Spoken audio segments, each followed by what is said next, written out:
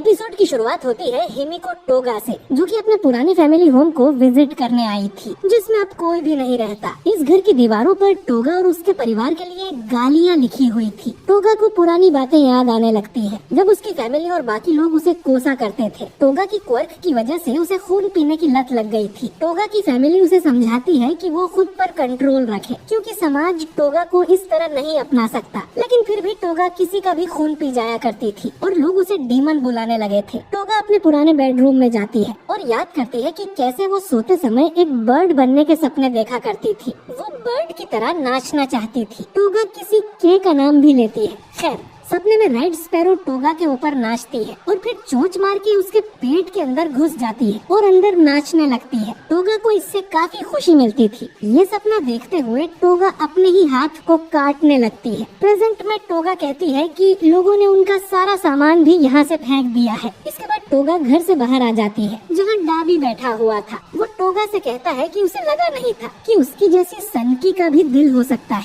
जिस पर टोगा कहती है कि वो तो बस अपने पुराने घर को देखने आई थी। डाबी पूछता है कि क्या वो इस भ्रष्ट दुनिया को खत्म करने के लिए तैयार है, जिस पर टोगा कहती है कि ये भी कोई पूछने वाली बात है। डाबी कहता है कि रोए या हंसे, एक दिन सभी को मरना है, तो उन्हें हर टाइम हंसते रहना चाहिए। इतना कह के वो टोगा के पुराने घर को आग लगा देता है। टोगा को ये देख अच्छा लगता है, पर वो कहती है कि कहीं उन्हें कोई देख ना ले। डाबी बोलता है कि उन्हें पकड़ना अब हीरोज के बस की बात नहीं है और वो तो बस एंडेवर को जितना हो सके उतना तड़पाना चाहता है। डाबी फिर टोगा को याद दिलाता है कि उसकी ट्रांसफॉर्म क्वर्क की वजह से वो किसी भी इंसान का रूप तो ले ही सकती है, लेकिन अगर वो इंसान टोगा के दिल के करीब हो तो वो उसकी क्वर्क भी यूज कर सकती है। अब टोगा के पास एक शीशी थी, जिसमें और किसी का नहीं बल्कि ट्वाइस का खून था। ट्वाइस की मौत के बाद ही डाबी ने उसका ब्लड सैंपल ले लिया था, ताकि फाइनल वॉर के दौरान टोगा ट्वाइस में ट्रांसफॉर्म होकर उसका सैडमैन्स परेड वाला अटैक करे, जिसमें ट्वाइस ने अपने हजारों क्लोन्स बना दिए थे। इधर विलेंस की गुफा में स्पिनर को शिगाराकी की चिंता हो रही थी, क्योंकि वो जोर जोर से चिल्ला रहा था। थोड़ी देर में शिगाराकी शांत होकर इनकी तरफ आने लगता है।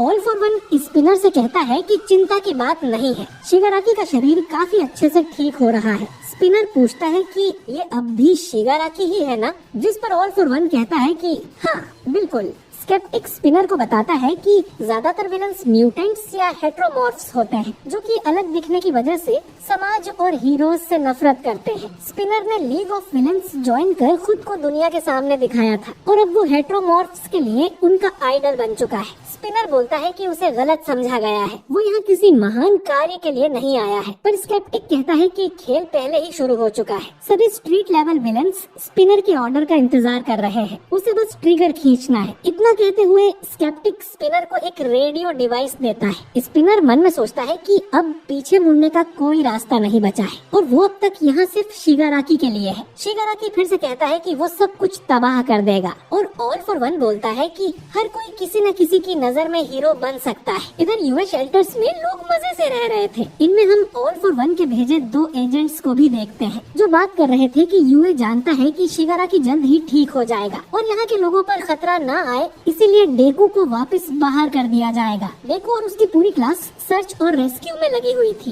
ये लोग रात को वापस आते थे और बुरी तरह से थक जाया करते थे। ईडा सभी को जल्दी सोने का बोल देता है। इन्हें आपस में ठीक से बात करने का भी समय नहीं मिल रहा था। डेकू ने भी उराराका से अब तक कोई बात नहीं की थी और उस दिन के लिए वो उराराका को शुक्रिया भी नहीं कह पाया था। वो उससे बात करने का सोचता है, पर तभी ऑलमाइट प्रिंसिपल नेजू और सुकुशी के साथ यहाँ आ जाता है और इन सबको बताता है कि उन्होंने फाइनल वॉर के लिए फाइनल प्लान बना लिया है, जो कि वो इन सबको बताने आया है। अगले दिन नेजू सिविलियंस को अनाउंस करता है कि शिगाराकी 4 दिन में पूरी तरह से ठीक हो जाएगा और इन लोगों की सेफ्टी के लिए डिफेंस सिस्टम चालू कर दिए जाएंगे और इन्हें हमेशा अपने कमरे में ही रहना होगा। इसके बाद डेकू और उसकी पूरी क्लास यहाँ से जाने लगती है और डेकू कहता है कि यहाँ रहकर अब वो काफी ठीक हो गया है, लेकिन सिविलियंस की सेफ्टी के लिए वो अब यहाँ से जा रहे हैं। अब ये सुन ऑल फॉर वन का एजेंट खुश हो जाता है कि डेकू तो खुद से बाहर जा रहा है, इससे तो विलेंस का काम और आसान हो जाएगा और उनकी जीत पक्की है। डेकू और बाकी स्टूडेंट्स अपनी फैमिलीज को गुड बाय बोलने लगते हैं क्योंकि वो एक आखिरी जंग लड़ने जा रहे थे। एरी और कोटा दोनों भी डेकू को गुड बाय बोलते हैं। इसके बाद ये लोग यहाँ से चले जाते हैं। 30 किलोमीटर दूर इनके लिए एक नई बिल्डिंग बनाई गई थी जहाँ पर ये कुछ दिन रहेंगे और प्लान डिस्कस करेंगे। ये अब इनका हॉस्टल नहीं बल्कि किला था। सभी स्टूडेंट्स अपने अपने कमरों में जाकर सामान अनपैक करने लगते हैं। डेकू उराराका को देखता है जो कि अकेली खड़ी थी, तो वो उससे बात करने पहुंच जाता है। डेकू अब उराराका को उस दिन के लिए थैंक यू बोलता है और पूछता है कि वो यहाँ क्यों खड़ी है। उराराका कहती है कि उसे अजीब लग रहा था जब वो यूएस स्कूल की छत पर से डेकू के लिए चिल्ला रही थी। तब अचानक ही उसे टोगा की याद आ गई। लिबरेशन वॉर के दौरान उराराका की टोगा से लड़ाई हुई थी। उराराका ने उसे जो सही था वो बता दिया था, जो सुनकर टोगा काफी उदास हो गई थी। वैसे तो उसे माफ करने का कोई सवाल ही नहीं है क्योंकि उसने इतनी सारी तबाही की है और लोगों को मारा है, पर वो भी एक इंसान है जिसके बारे में हम कुछ भी नहीं जानते। इसीलिए उराराका इस तबाह हुए शहर को देख रही थी ताकि उसे याद रहे कि टोगा की वजह से कितनी जानें गई हैं और उसे माफ करने का ख्याल कभी उसके मन में न आए। डेकू कहता है कि वो समझ सकता है क्योंकि उसने भी शिगाराकी के अंदर एक छोटे से बच्चे को रोते हुए देखा है। उनका लड़ना तो तय है, लेकिन फिर भी डेकू शिगाराकी की उस साइड को इग्नोर नहीं कर सकता। उराराका कहती है कि फिर तो हम दोनों ही अजीब हैं। हॉस्टल के अंदर टोडोरोकी अपने दोस्तों का शुक्रिया करता है उसकी चिंता करने के लिए और कहता है कि उसके बड़े भाई डाबी को खाने में क्या पसंद है वो तो ये भी नहीं जानता।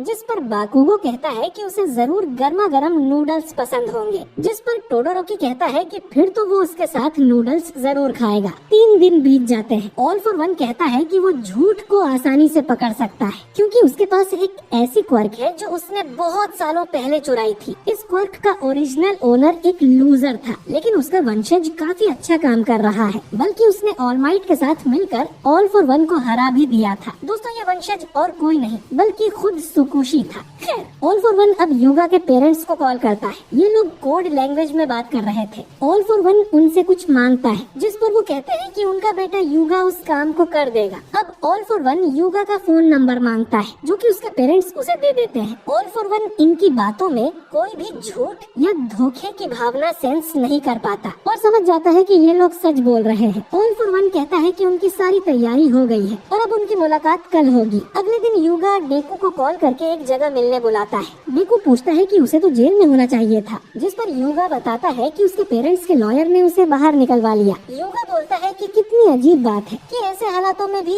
कोर्ट सिस्टम अब भी काम कर रहा है। इसके बाद युगा डेकू को ऑल फॉर वन का असली मकसद बताने लगता है कि अब जापान के साथ साथ उसकी करेंसी और शेयर मार्केट भी गिर जाएगा, जिससे सारी कंपनी बैंकरप्ट हो जाएंगी। बाकी देशों के विलेंस भी अटैक शुरू कर देंगे और दुनिया में ग्रेट डिप्रेशन जैसे हालात हो जाएंगे। चारों तरफ अराजकता फैल जाएगी। ये सुन डेकू डरने लगता है। युगा आगे कहता है कि बाकी देश जापान से सारे संबंध खत्म कर लेंगे, शायद लोगों को पीने का पानी भी नहीं मिलेगा। तब सोचो अगर किसी के पास पानी जनरेट करने की क्वर्क हो, ऐसी दुनिया जिसे सिर्फ एक इंसान ही कंट्रोल कर पाएगा, ऑल फॉर वन, जो कि इस नई दुनिया का डीमन लॉर्ड बनेगा। डेकू कहता है कि जब तक हम लोग खड़े हैं ऐसा कुछ भी नहीं होगा। युगा अब रोते हुए डेकू से माफी मांगता है और कहता है कि उसने ये सब अपने पेरेंट्स की सुरक्षा के लिए किया है। और तभी युगा के पीछे ऑल फॉर वन प्रकट होता है। वो युगा की तारीफ करता है डेकू को अकेले में बुलाने के लिए और कहता है कि अपने दोस्तों को ऐसे धोखा देना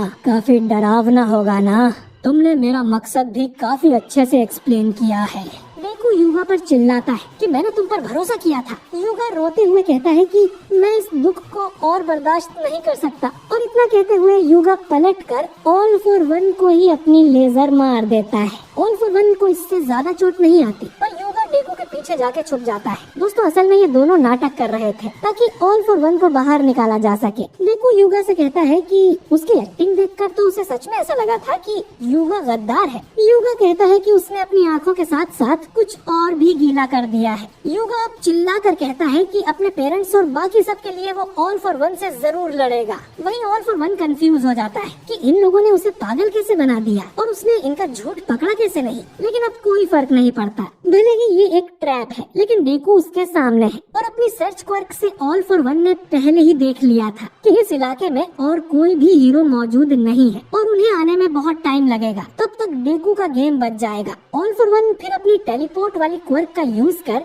शिगाराकी, League of Villains, Liberation Front, semi super Nomus और कुछ भागे हुए मुजरिमों को भी यहाँ पर बुला लेता है। ऑल फॉर वन की पूरी सेना यहाँ आ चुकी थी, लेकिन तभी युगा के पीछे कुरोगिरी वाला गेट खुलता है, जो देख ऑल फॉर वन हैरान हो जाता है कि इन्होंने कुरोगिरी को कैसे काबू में किया। लेकिन हम देखते हैं कि ये गेट कुरोगिरी ने नहीं बल्कि मोनोमा ने खोला था, जिसकी क्वर्क कॉपी है। खैर, मोनोमा अब बाकी सब हीरोज को यहाँ पर टेलीपोर्ट करके ले आता है। युगा कहता है कि ऑल फॉर वन सिर्फ एक चीज से डरता है कि दुनिया को ये ना पता चले कि जापान अब भी खत्म नहीं हुआ है, क्योंकि उन्हें देखकर बाकी देश भी इंस्पायर होंगे। और वो आज ही का दिन है जब हम सब मिलकर तुम्हारा अंत करेंगे। और ये एपिसोड यहीं पर खत्म हो जाता है। तो दोस्तों, आपको ये धमाकेदार एपिसोड कैसा लगा कमेंट करके जरूर बताइए। और आज के एपिसोड के साथ ही फाइनल वॉर आर्क शुरू हो गया है। दोस्तों, ये MHA का आखिरी आर्क है, यानी कि इस आर्क के साथ माय हीरो एकेडमिया भी खत्म हो जाएगा। खैर, अगले एपिसोड में हीरोज और विलेंस की सेना आपस में टकराने वाली है, तो उसे बिल्कुल भी मिस ना करने के लिए अगर आप हमारे चैनल नए हैं तो हमारे चैनल को सब्सक्राइब करके बेल आइकन जरूर दबाइए, ताकि आपसे हमारा कोई भी वीडियो मिस ना हो। और वीडियो अच्छा लगा हो तो इसे लाइक और शेयर जरूर कीजिए। मैं मिलता हूँ आपसे बहुत ही जल्द अगले वीडियो के साथ। शुक्रिया।